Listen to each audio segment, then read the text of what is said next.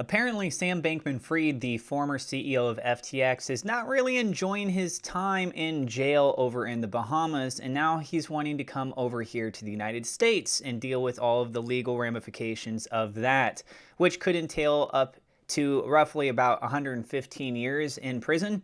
So things are not looking good for him any way you really look at this. We have an article here from Reuters. I will have a link to this article down in the description below, and I'm going to share my thoughts and opinions on this at the end of the video.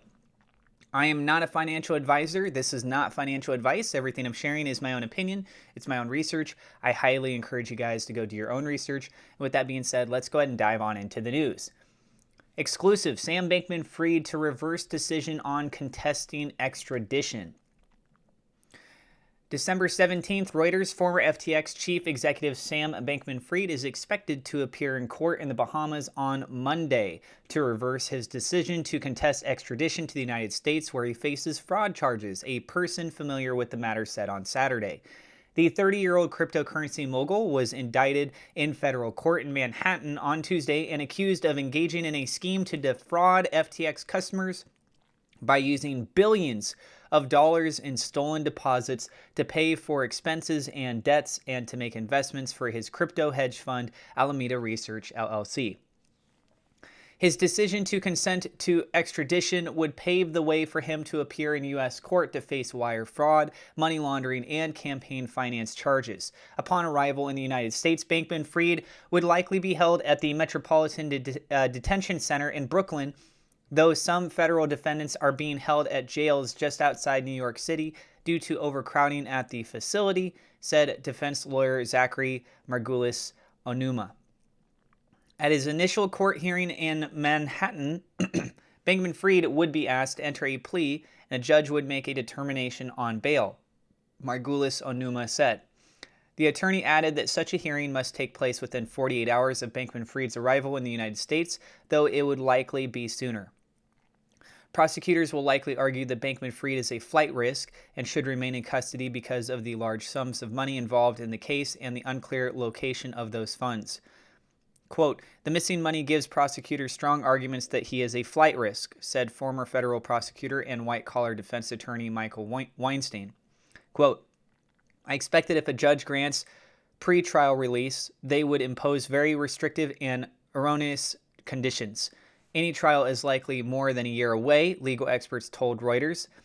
A spokesman for Bankman Fried declined to comment. Bankman Fried has acknowledged risk management failings at FTX, but has said he does not believe he has criminal liability. A spokesman for the U.S. Attorney's Office in Manhattan declined to comment. Biggest financial frauds in American history. It was not immediately clear what prompted Bankman Fried to change his mind and decide not to contest extradition. He was remanded on Tuesday to the Bahamas Fox Hill prison after Chief Magistrate Joy Ann Ferguson Pratt rejected his request to remain at home while awaiting a hearing on his extradition. The U.S. State Department in a 2021 report said conditions at Fox Hill were harsh, citing overcrowding, rodent infestation, and prisoners relying on buckets as toilets. Authorities there say conditions have since improved. Bankman Fried amassed a fortune valued at over $20 billion as he rode a cryptocurrency boom to build FTX into one of the world's largest exchanges. His arrest last Monday in the Bahamas, where he lives and where FTX is based, came just a month after the exchange collapsed amid a flurry of customer withdrawals. Damian Williams, the top federal prosecutor in Manhattan, described the collapse of FTX as one of the, quote, biggest financial frauds in American history. He has described the office's investigation as ongoing and urged people with knowledge of wrongdoing at FTX or Alameda to cooperate. One top executive at FTX, Ryan Salami, told securities regulators in the Bahamas on November 9th that assets belonging to the exchange's customers were transferred to Alameda to cover the hedge fund's losses, according to a document made public as part of FTX's bankruptcy proceedings in Delaware. FTX filed for bankruptcy on November 11th, the same day Bankman Fried stepped down as CEO. A lawyer for Salami did not immediately respond to a request for comment. All right, my thoughts on this. As it is right now, it's not looking good for Sam. I was kind of saying this in the beginning part of the video, but after going through this, same thing. Doesn't look good for him. He's stuck over there. and he's wanting to come over here as soon as possible. What are the chances he's going to be able to have that anytime soon? Well, again, they got to evaluate this as far as him being a flight risk. So I would say that given the magnitude of what this is, I think that the United States would want to make sure he's as secure as possible so that they can be able to handle all of their legal proceedings accordingly.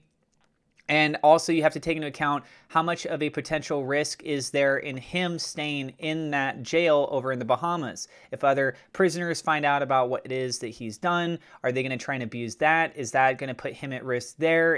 Are they going to try and manipulate him for certain things in the back end on that side? And then we don't have the U.S.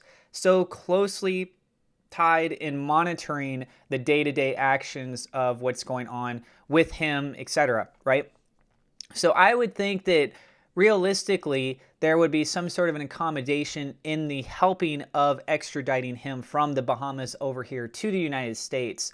I don't know what exactly that would entail, if it would be a private jet, for example. I think that's something that sounds reasonable given the circumstances and the magnitude of what we're talking about here.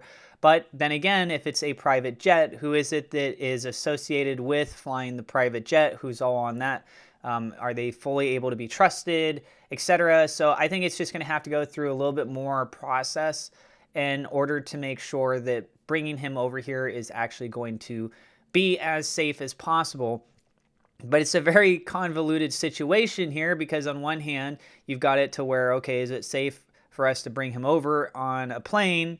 And then on the other hand, is it safe for him to stay over there? So whoever it is that's handling this, they're going to have to make a decision at some point. Personally, I think it would be better if he was over here and then handle all of the actual proceedings accordingly. But as it is, he's got to be feeling a massive amount of fear and just like a reality check hitting him right now. Think about that. They said the conditions have been improving. I don't know. I'm not actually there. If they still have rodent infestations to some degree, maybe it's less. That's still kind of a thing, right? Like you take a look around and you see rats running around, like makes you wonder about going to sleep, if you're going to get bit, if you're going to get an infestation, or if you're going to get infected with some sort of a disease. You have that to be concerned about. I don't know if they've completely gotten rid of the rodent infestation. I don't know if they've now installed toilets for people. Like they could have improved things in regards to fixing some of the things, but not fixing everything. So who knows? Sam might be pooping in a bucket as I'm recording this video, for all I know. But you know what? He made these decisions, whether it be what he did with FTX and Alameda, or the fact that like he had an opportunity, he could have came over here to the United States, but he wanted to sit around in the Bahamas and play video games, and he thought that he wasn't going to be criminally charged for these things. So let us know what you guys think about this down in the comments below. Again, I am not a financial advisor. This is not financial advice. Please go do your own research. And also, thank you to my Patreon supporters. Double shout out thank you to WeLoveSafeMoon.com, Victor Vegas, SafeMoon Oz for being higher level patrons. Also, thank you to my YouTube members for your support. If you guys are new to the channel, don't forget to hit subscribe, hit the thumbs up, like button. God bless, and we will see you in the next episode.